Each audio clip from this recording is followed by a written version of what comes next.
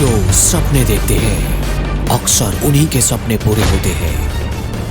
आपके फौजी बनने के सपने को साकार करने के लिए एसएससी मेकर एक बार फिर मैदान में। टॉप क्लास अनुभवी शिक्षकों के मार्गदर्शन में तैयार किया गया एसएससी जीडी फौजी बैच, जो देता है आपको 100% सिलेक्शन की गारंटी। तो देरी किस बात की, आज ही ज्वाइन करें एसएससी जीडी फौजी बैच मात्र 250 रुपये में और करें अपने सिलेक्शन को पक्का।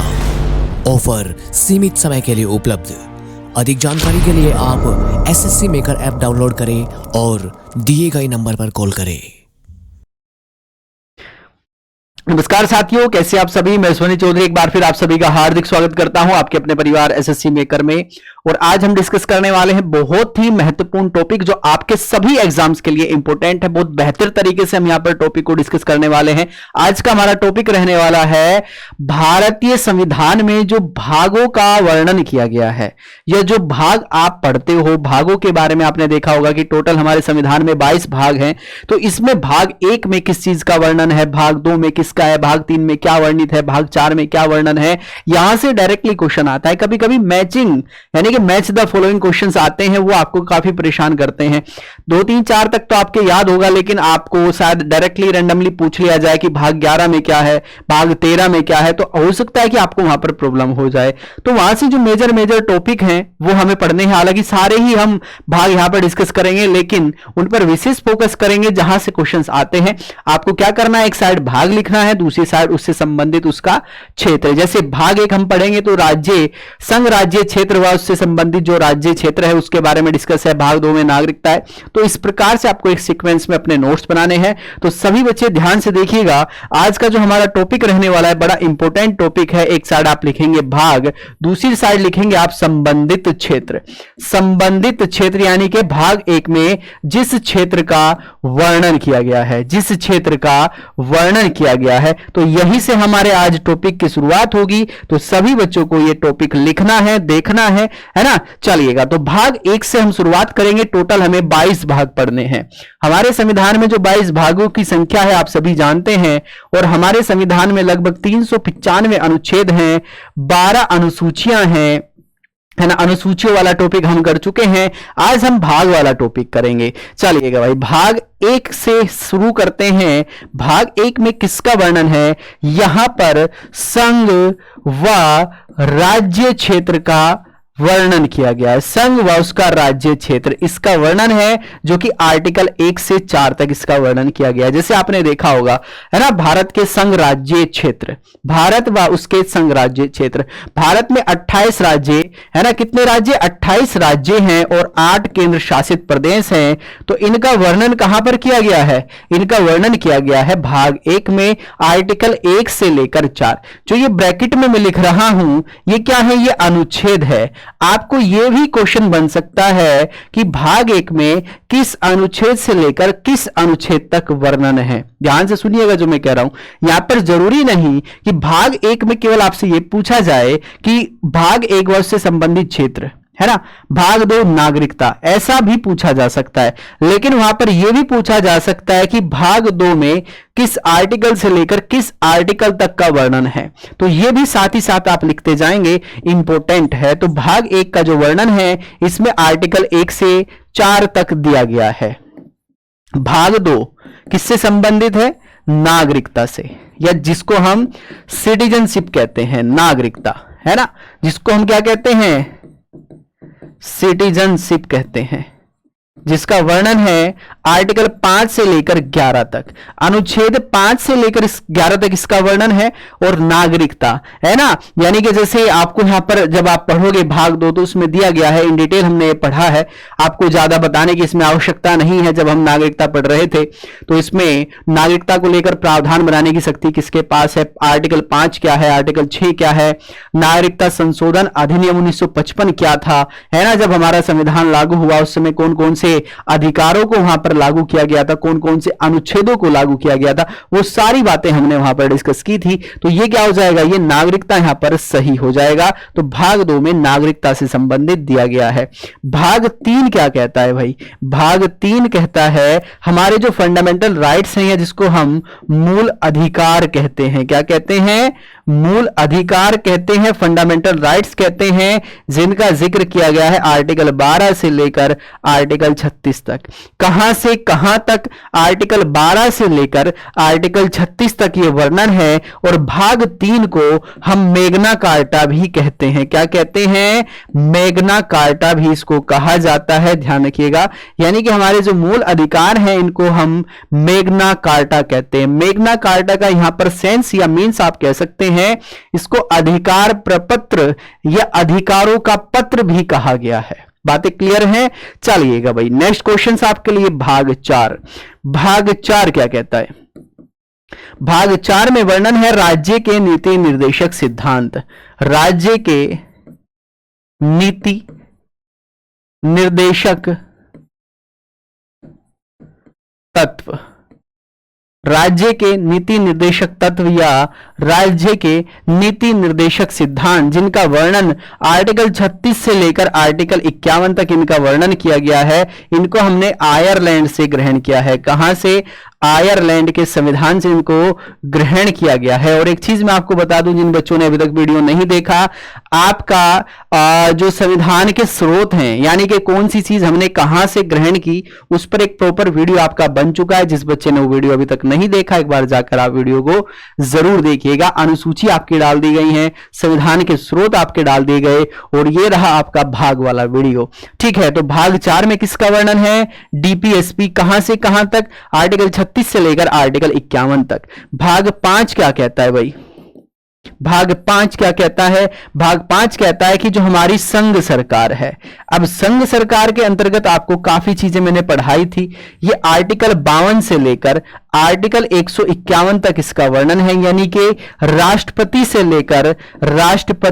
लेकर हम इसको कैग तक, यानी कि सीएजी तक पढ़ते हैं। किसे, आर्टिकल 52 से लेकर। जब आप आर्टिकल 52 पढ़ोगे तो उसमें किस चीज का वर्णन है, आर्टिकल 52 में वर्णन किया गया है किसका, हमारे भारत के एक राष्ट्रपति होंगे। यानी कि संघ सरकार या संघीय सिस्टम, फेडरल सिस्टम यहां से स्टार्ट हो जाता है। राष्ट्रपति हमें पढ़ना होता है, उपराष्ट्रपति हमें पढ़ना होता है, प्रधानमंत्री हम पढ़ते हैं, उसकी पूरी मंत्री परिषद यानी कि जो कैबिनेट मिनिस्ट्री होती है उसके बारे में हम चर्चा करते हैं, न्यायपालिका हम पढ़ते हैं, संसद हम पढ़ते हैं, विधायिका हम पढ़ते हैं। तो ये सभी चीजें कहां पर हमें पढ़नी है, संघ सरकार में इसको पढ़ना है। यहीं पर एक छोटा सा टॉपिक आप लिखेंगे, भाग 4 क। भाग 4 क में किस चीज का वर्णन है, मूल कर्तव्यों का।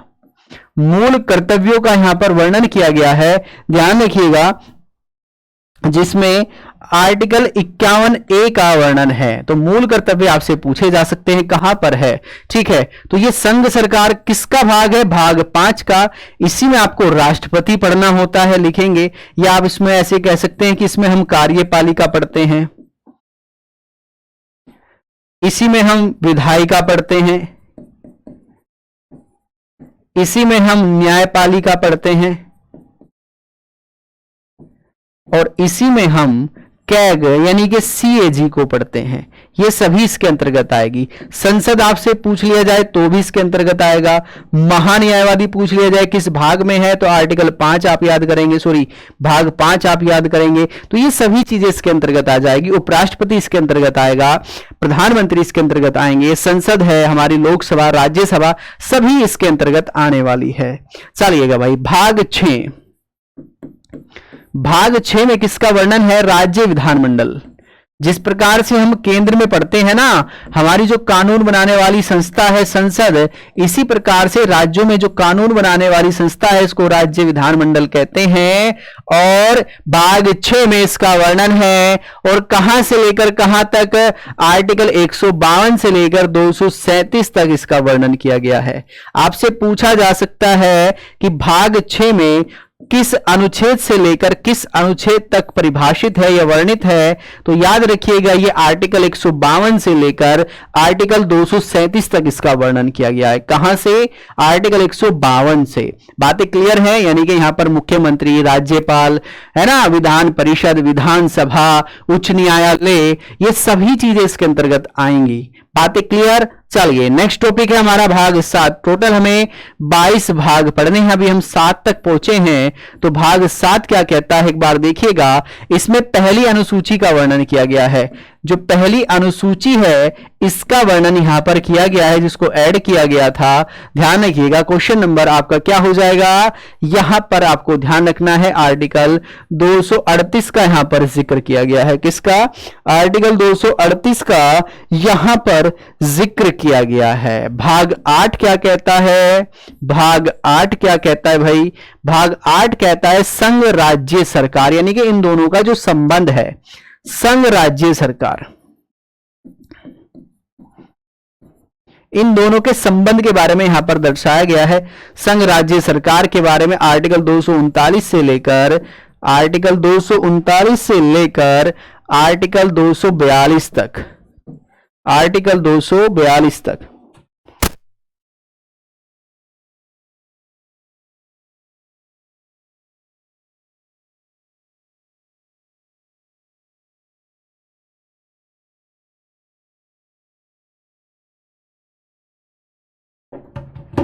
ठीक है, आर्टिकल 239 से लेकर आर्टिकल 242 तक इस चीज का वर्णन वहां पर किया गया है भाई। चलिएगा नेक्स्ट है आपका भाग 9, वेरी इंपॉर्टेंट।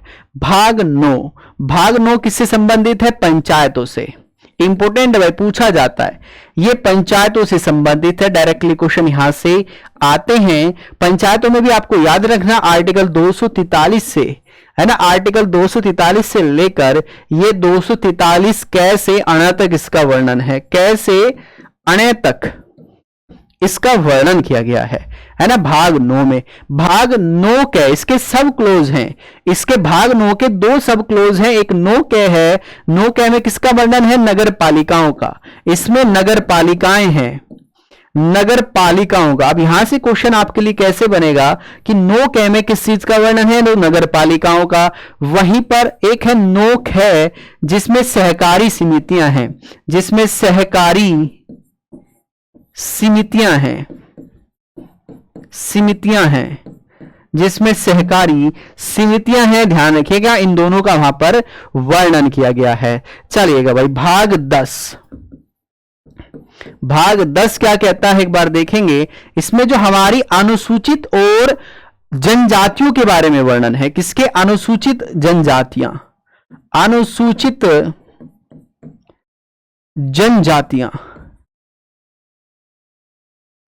अनुसूचित जनजातियों के बारे में यहां पर वर्णन किया गया, जो कि 244 से लेकर 244 कै तक इसमें वर्णन है। कहां से कहां तक?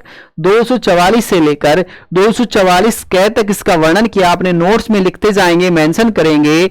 भाग 11, भाग 11, ठीक है ना, भाग 11 संघ और राज्यों के बीच संबंध, संघ व राज्यों के बीच संबंध, राज्यों के बीच संबंध, इनका वर्णन है भाई। संघ व राज्यों के बीच संबंध का यहां पर वर्णन है, जो कि 245 से लेकर आर्टिकल 245 से लेकर आर्टिकल 263 तक। कहां से कहां तक?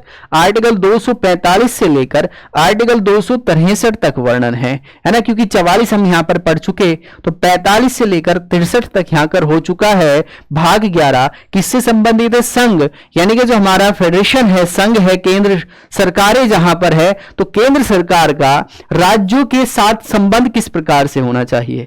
वित्त को लेकर संबंध होना चाहिए, अनुदान को लेकर संबंध होना चाहिए। जो टैक्सेशन व्यवस्था है ना, जो टैक्स व्यवस्था है, कैसे कैसे डिवाइड होगी, है ना, उसके बारे में यहां पर चर्चा है। ठीक है, चलिए नेक्स्ट क्वेश्चन आपके लिए, यानी कि नेक्स्ट जो हमारा है भाग 12, ये किससे संबंधित है? भाग 12 संबंधित है आपका वित्त, संपत्ति, संविदाएं और वाद। किससे? वित्त से, संपत्ति से, संविदाएं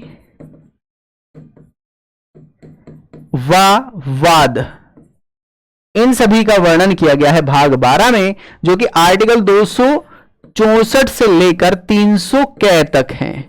300 कै आप सभी जानते हैं, ये राइट टू प्रॉपर्टी है, राइट टू प्रॉपर्टी है भाई, ये हमने पढ़ा भी था। ये पहले मूल अधिकार हुआ करता था, लेकिन अब इसको क्या कर दिया गया, लीगल राइट्स इसको बना दिया गया है। तो भाग 12 किससे संबंधित हो गया, वित्त से, संपत्ति से, संविदाएं से और वाद से, है ना। चलिएगा भाग 13 है ना, भाग 13 है ना, पार्ट 13 क्या कहता है, भारत के राज्य क्षेत्र के भीतर व्यापार, वाणिज्य व समागम। ध्यान से सुनिएगा, भारत के भीतर व्यापार, वाणिज्य व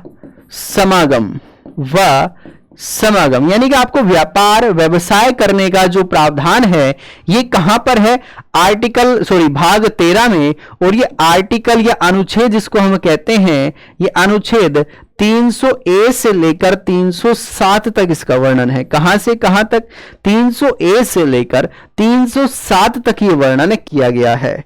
आर्टिकल या भाग 14 क्या कहता है भाई, भाग 14 क्या कहता है, देखिएगा भाग 14 संबंधित है किससे, इंपॉर्टेंट है, ध्यान रखना, यहां से क्वेश्चंस भी पूछा गया है एक बार। तो ये संघ व राज्यों के बीच अधीन सेवाएं, संघ व राज्यों के बीच अधीन सेवाएं, संघ व राज्यों के बीच अधीन सेवाएं,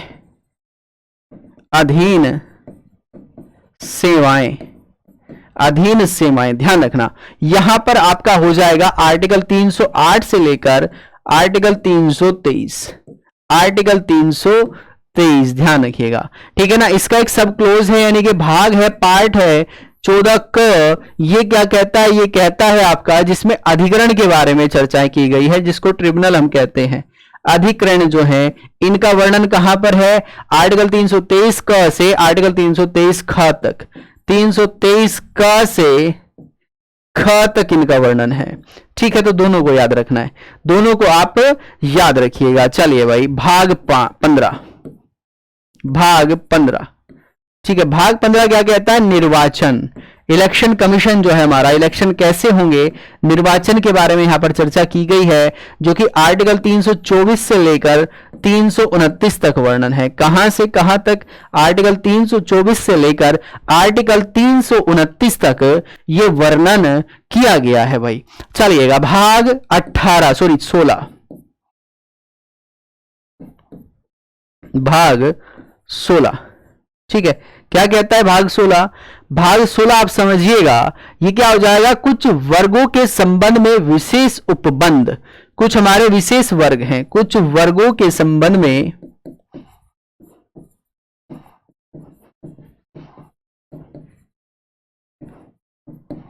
विशेष उपबंध,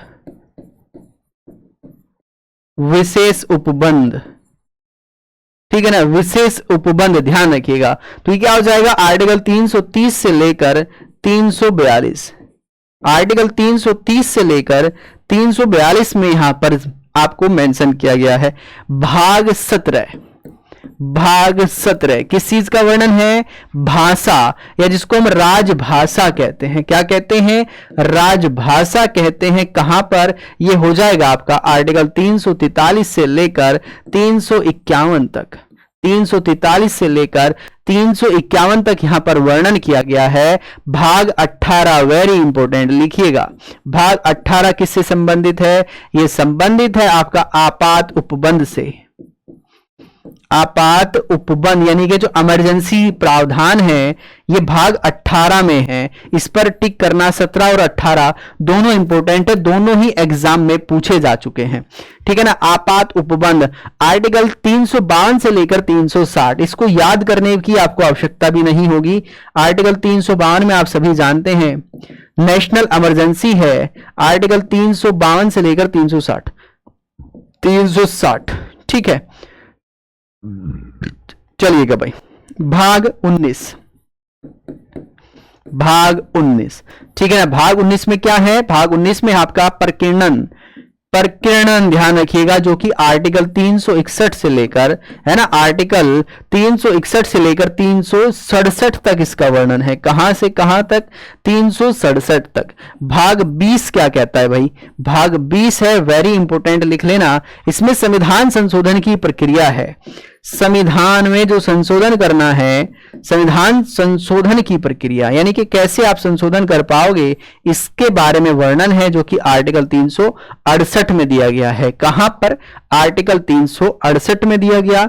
वहीं पर भाग 21 क्या कहता है, 21 कह रहा है कि भाई आप क्या कीजिएगा, अस्थायी संक्रमणकालीन विशेष प्रबंध, ठीक है ना, अस्थायी संक्रमणकालीन विशेष प्रबंध, विशेष प्रबंध, ठीक है। इसमें संबंध किसका है, आर्टिकल 369 से लेकर 392 तक, आर्टिकल 369 से लेकर 392 तक यहां पर दिया गया है। और सबसे लास्ट में यानी कि 22 भाग में वर्णन किया गया है संक्षिप्त नाम प्रारंभ, हिंदी में प्राधिकृत पाठ, यानी कि इसमें संक्षिप्त नामों का वर्णन है, संक्षिप्त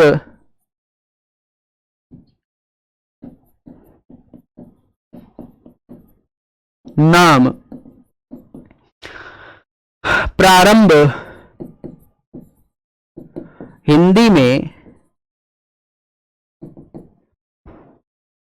प्राधिकृत पाठ,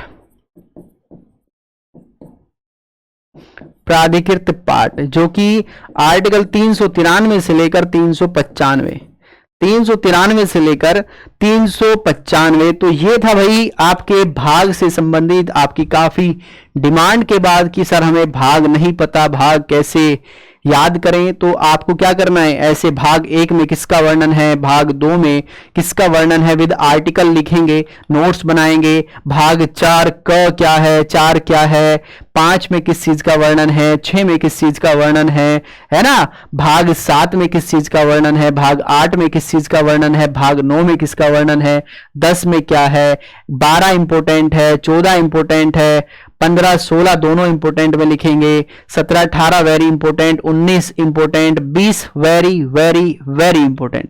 ठीक है, चलिए, तो ये था आज का आपका सेशन। आप सभी बच्चों का यहाँ पर जो एग्जाम है उसके लिए काफी इंपॉर्टेंट है। तो इसका जो पीडीएफ आपको हमारे एसएससी मेकर चैनल पर मिल जाएगा। और एसएससी जीडी के लिए हमारा कोर्सेज 1 तारीख से यानी कि 1 नवंबर से लॉन्च हो चुका है, जहां पर लाइव आपको क्लासेस मिलने वाली है। तो जो बच्चे अभी तैयारी करना चाह रहे हैं एसएससी जीडी के लिए, एक बार जरूर जाकर वो बैच को ज्वाइन करें। बहुत बेहतर तरीके से आपको वहां पर चीजें कराई जाएगी। तो आज के लिए सिर्फ इतना ही। आप सभी का एक बार फिर मैं स्वागत करता हूं आपके अपने ऑनलाइन प्लेटफॉर्म एसएससी मेकर पर।